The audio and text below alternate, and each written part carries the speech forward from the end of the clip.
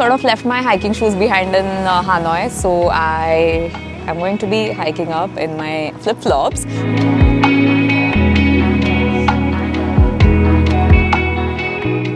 Hello, so here I am at the Katba ferry boarding station. So this is where I actually start my journey. I took a bus from Hanoi to Katba. It was about a 2.5 hour bus journey, and we have just arrived at the ferry boarding point. From here you can either take the slow ferry or the speedboat depending upon whichever bus service you have booked it with. For us, they're providing a speedboat. The weather today has been really like cloudy and gloomy-ish, as you can see, and it's actually quite cold.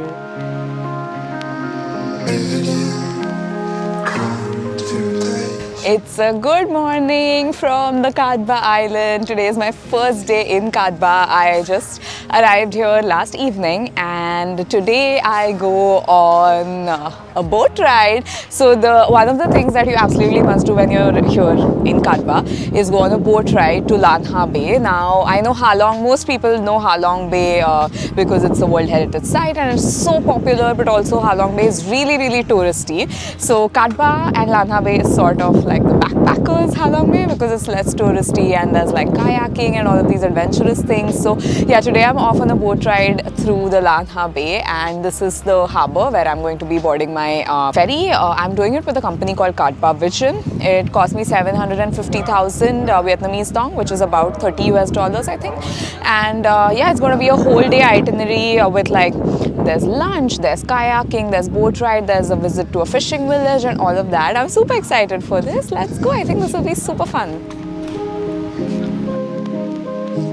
The Lan Ha Bay has over 300 small islands and is a geological extension of Ha Bay. I had actually seen pictures of the bay and I wasn't sure if it would actually match up when I came here, but it is absolutely stunning. It looks just as pretty as Ha Bay, but is much less crowded and much more affordable. If you are looking for a budget trip, then Lan Ha Bay is your best bet. While most cruises over Ha Bay will cost you a minimum of $100, my Lan Ha Bay cruise was just $30, which is roughly 2,500 Indian rupees, and that too for the same views. It is really cold here right now, so the weather in the bay has been like on and off for the past few days. Luckily for me, it's not raining today. It's still like a little overcast and it is so chilly. It's really cold, especially on the top deck of this boat. It's so cold. I don't want to leave the view, so I'm still like zipping up my jacket and hanging around here. We're getting ready for kayaking. That is Ken, our guide for the day, and I am sharing my kayak with Ken. It's a lot of fun because he's doing most of the work and he's letting me enjoy the views. The views are gorgeous. The weather is just clearing up. Sun is coming out. The day is looking good. So one of the main attractions of kayaking in the Lan Ha Bay and even in Ha Bay is like kayaking through the caves. So we are now actually headed towards the cave, okay? This is so exciting.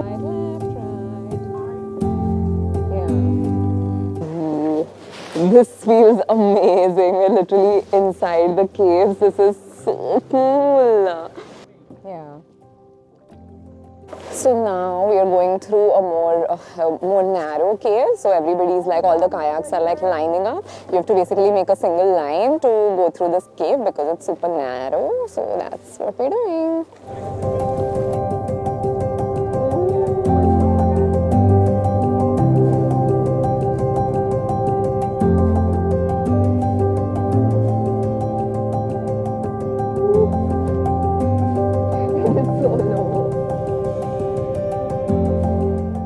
Ken here is being very sweet and he's telling me to relax and not do anything and just take pictures and videos while he does all the work.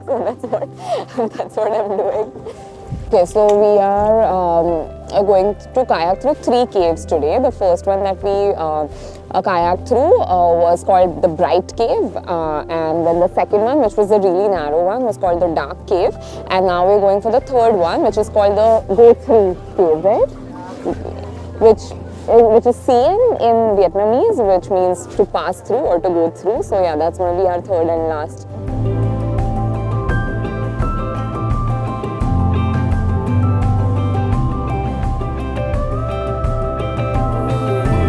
Some spots here were like really crowded, especially like the caves. But like there are some of these clearings, like you see this clearing here right now, there's nobody but us, and it's so beautiful, so nice to be on the kayak. The water feels so good.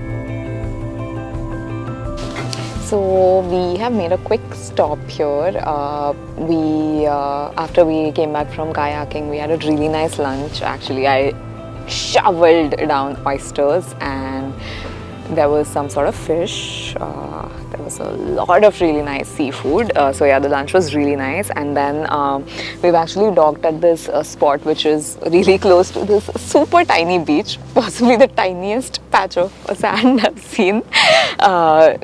That calls itself a beach. But yeah, we've docked here, and ideally people were supposed to go swimming, but as you can see, it's so overcast and cold today that literally nobody is in the mood to swim. People are napping, and yeah, so we're just gonna chill here for a while, and then I think so we started in the Lan Ha Bay, and now I think we crossed an area which is common between Lan Ha and Ha Long, and now we are on the Ha Long Bay waters.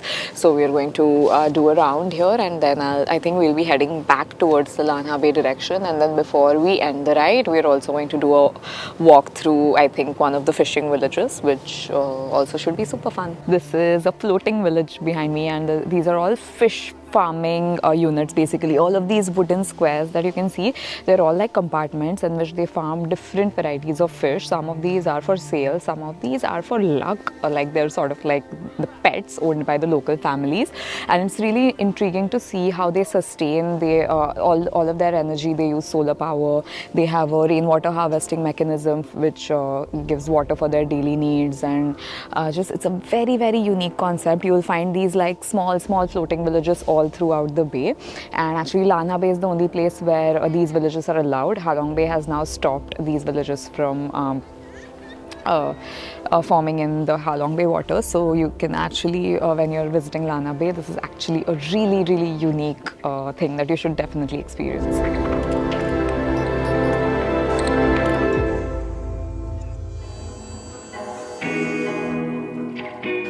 So another thing you can definitely do when you're on Katba Island is, of course, go beach hopping. The island doesn't have a lot of beaches, like a lot of sandy beaches, but there are a few. The most popular ones are Katko beaches. There's Katko 1, 2 and 3, and there's like a trail connecting all three beaches. So you can basically start at Katko 1 and walk until Katko 3.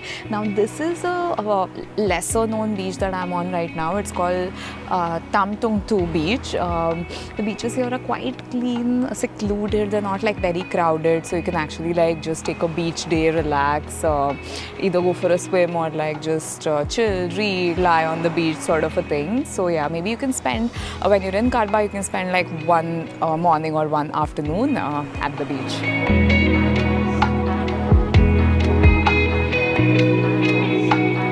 Welcome to Katba National Park. As you can see, this behind me is the entrance to the Katba National Park. I'm here for a short hike. Actually, the hike is supposed to be really beautiful. It takes you all the way up to a really nice viewpoint.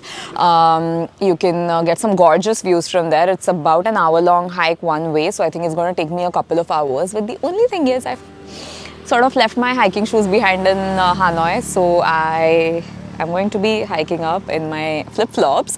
Let's see how far I am going to be able to go. I'm going to try and go as far as I can and show you guys as much of the view as I can. Yeah, and then also included in the national park ticket is the ticket to the Trung Trang Caves. There's Trung Trang Caves and Hospital Caves, so two caves around Katba which are like really popular tourist spots. The ticket to the Trung Trang Caves is actually included in the Katba National Park ticket. And there I go. Okay, so this is the trail. We've just started walking. The trail is really, really nice and green. So it's simple to a point, and then a few trekkers we met on the way told us that once you reach towards the, like closer to the peak, it gets really tricky, like you have to climb on rocks. The climb to the top of the Ngu Lam peak took me about 45 minutes to 1 hour, and the view from the top was absolutely gorgeous. The Katba National Park also has diverse flora and fauna, so a visit here is a must.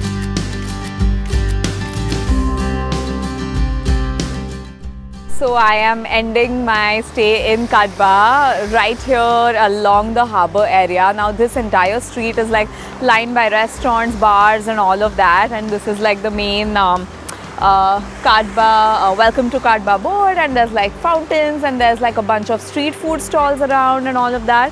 So this is like a really nice lively area to like spend your evenings and like chill. So I think we're going to walk around, try to get a little bit of street food and just soak in the harbour, because it's my last evening here. Tomorrow I leave on the morning bus. So I hope you guys enjoyed this video. I will be back. I'll see you in the next episode, and before you go, please hit the subscribe button.